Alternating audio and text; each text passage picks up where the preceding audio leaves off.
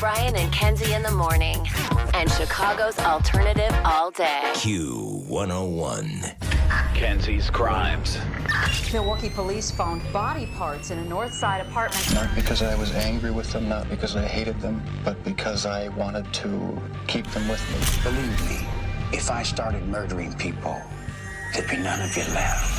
This is evil, what those people have done to me. She says Heaven's Gate awaiting. I'm not guilty. Q101. Brian and Kenzie on Q101 with another edition of Kenzie's Krimes, a deep dive into a Chicago murder mystery drama. Myself and Case do not know the story she's about to bring to the table, and either do you. So we sit back by the fire, and Kenzie tells us a story. So Charles Michael Albanese was born June 13th, 1937 in Chicago, Illinois. He was the oldest son of Michael Albanese Sr., an entrepreneur, and his wife, Clara. Growing up, Charles was known to be ambitious, but also had a reputation for being kind of a spoiled brat, oldest of a successful family. He always aimed to make money with minimal effort. And go off, I totally get that. I mean, boy, what it sounds like a terrible guy. But I totally get that. So during the mid-1960s, Charles worked as a car salesman at Norwood Motors Incorporated. His first known crime occurred on February 1st, 1965, when he and an accomplice posing as detectives broke into a home of a 61-year-old bus driver and stole $60 from him. He was arrested shortly after because a neighbor had written down the license plate on the car out front. He was also positively identified and sentenced to 5 years probation for armed robbery and several different counts of auto theft. So, little sketchy. Also, doesn't sound like a very good thief. Yeah, not great at this. So his legal troubles affected his personal life. After his conviction, his wife divorced him and moved away with their 3 daughters to live in Wisconsin. Charles remarried, and while still married to her, went on to marry Virginia Mueller in Las Vegas in 1972. A year later, his divorce with the other woman was finalized, and so now he was only married to Virginia, and it was seemingly very happy. And just to keep count, this would be his 3rd wife. Okay? Got it. He, at the time, was working as the president of the Allied Die Casting Company, which was a business his father owned. He was doing very well with a salary of about $60,000. In 1978, Charles and his family moved to Spring Grove, Illinois, where he earned a reputation amongst the neighbors as a man who liked to flaunt his wealth and influence. Nepo baby. Okay. Dad of the business, he's a Nepo baby. Yeah, now he's the president, right? Yeah. So he owned a few nice cars, including a Cadillac, and he took his wife and 2 daughters. He shared with her, the other 3 we never heard from again. So took them on annual vacations. So nice trips, nice house, nice cars. Things are going good. In the mid-1980s, Charles began to pay pretty frequent visits to the Leisure Village retirement community where his wife's mother, 69-year-old Marion Mueller, lived with her mother, 89-year-old Mary Lambert, his wife's mom and grandma. Got it. So he was visiting them often at the Leisure Village retirement community, and he was, honestly, it seemed like really nice. He would hang out with them all the time. He'd bring gifts, jewelry, trinkets. He'd usually dine with them, as long as his work schedule allowed it. During these visits, many things were discussed. Stories were shared about everyone's past and their family, including Charles very gradually convincing Mary, the grandmother of his wife, to transfer her financial assets to her daughter, so his wife's mom, Marion, which completely excluded her other daughter and son. So she had 3 kids, but he was casually, business advice-wise, figuring out how to transfer the money to his mother-in-law. I'm just going to say this right now. Hold on. I'm sure it'll be fine. See, if you take your money and put it in a place where I can get access to it easily, that'd be great. So listen to this. In the meantime, Charles contacted the operator of a metal plating company in Wisconsin, a company he occasionally worked with, as the president of his company. They did business together, and asked them what would be the most efficient method to get rid of some pest problem he had in his home. The man recommended arsenic. He gave Charles instructions on how to use it, and Charles took notes. I am going to pause right here. Oh, boy. Because you don't even understand the length and the craziness that we are about to get into. Let me take a guess. Didn't have any pests in his house. Depends what you consider a pest. The pest had the money that just transferred it, possibly. All right, when we come back here in just 3 minutes, it's the conclusion of Kenzie's Crimes with Brian and Kenzie on Q101. The Brian and Kenzie Show. On Q101. Brian and Kenzie on Q101 with the conclusion of Kenzie's Crimes. And this one kind of a doozy cliffhanger where we're about to see what happens when the money gets transferred in the accounts nearby of probably a killer. I'm just guessing that right now. So I'm going to do a quick rundown. If you're just joining us, Charles Albanese, born of a decently wealthy family. His father was an entrepreneur and started businesses.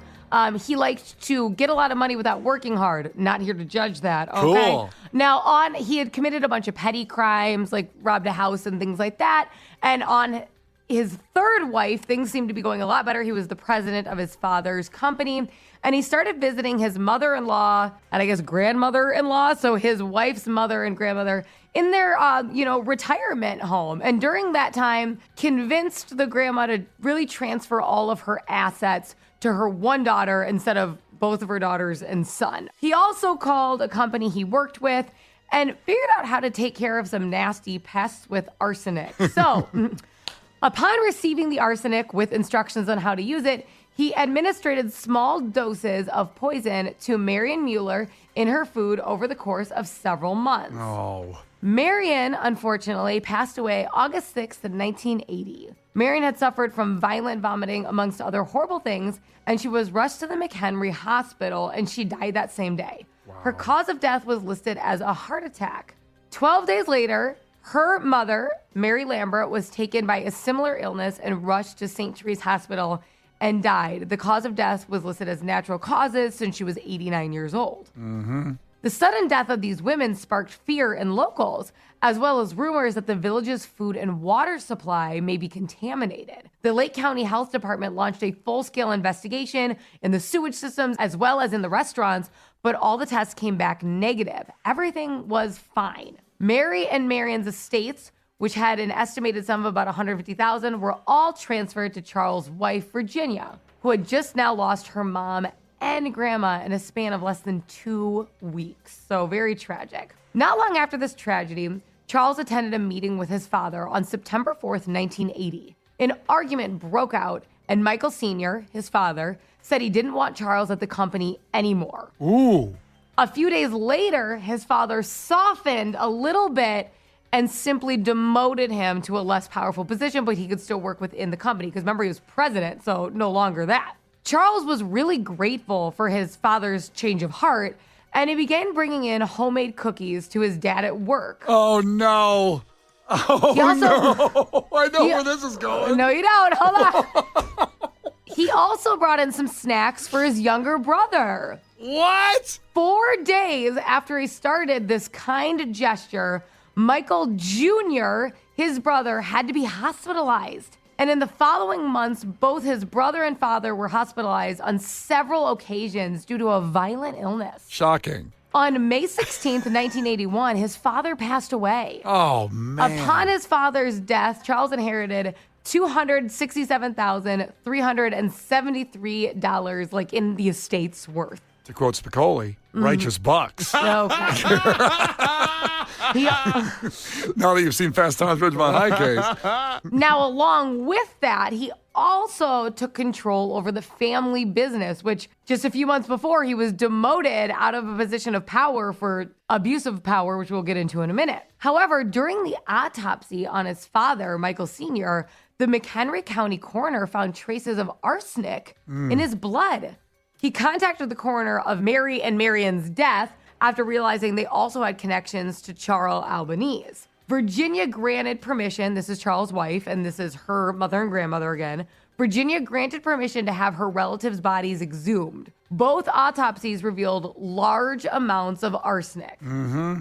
The McHenry police chief ordered a background check on the entire Albanese family, because for all they know, Virginia also wants this money too. They don't know who's all involved in this, right? They quickly saw Charles' criminal record and saw that Charles had purchased arsenic and that he also had, a lot to gain from these things. They'd also learned that Charles had planned a holiday trip over Thanksgiving to Jamaica with his wife and his own mother, Clara. Investigators were concerned he would try to kill his own mom due to her wealth amounting in over $500,000 upon the passing of her husband, his father. They arrested him at his office on November 18th, 1981. He was charged with all 3 murders and with attempted murder of his brother, as well as stealing from the company's stock. So that's what was going on in the family arguments. Yeah. So he was stealing from the company's stock on top of it. Charles pleaded innocent. However, he was found guilty on all counts. The jury wanted the death sentence for his lack of remorse during the trial.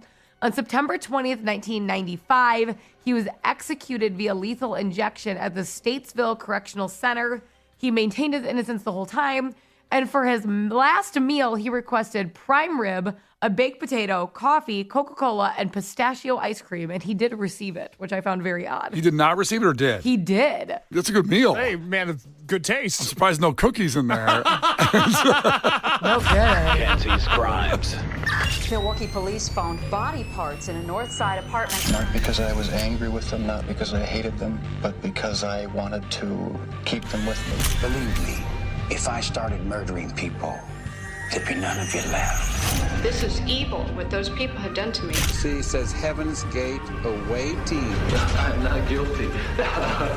Q101. Well, there you go. Another wild edition of Kenzie's Crimes. Pretty funny, too, in a way. All of it will be on the podcast. So the Brian and Kenzie podcast, every single part of the show is on there, plus some bonus content. So make sure you subscribe. You go back and listen to it whenever you want. Anytime you want, it's available for you. Coming up, music, entertainment news, a lot of updates, including some new information about the next Q101 pop-up. Last night with the Ataris at Cubby Bear, that's over. Riot Week is over, but the next Q101 free pop-up concert. And more free tickets for Sleep Token at the All-State Arena. That's a sold-out show. Brian and Kenzie in the morning. And Chicago's alternative all day. Q101.